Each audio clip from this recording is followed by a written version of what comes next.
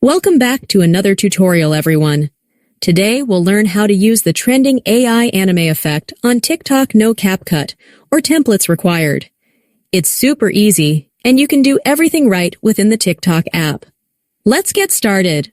First, open TikTok on your device and tap the search icon at the top right corner of the screen. In the search bar, type AI manga and hit enter. This should bring up the AI anime effect in the search results. Once you see it, tap on the icon to open your TikTok camera with the filter automatically applied.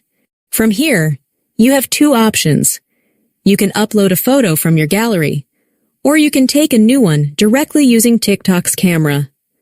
After selecting or taking your photo, simply tap on the screen to activate the effect.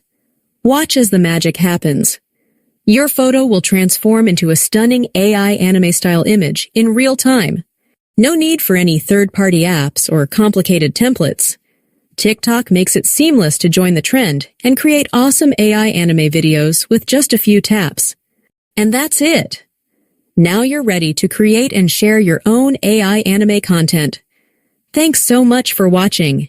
If you found this tutorial helpful, don't forget to like, comment, and subscribe for more tips and tricks. See you in the next video, and happy TikToking!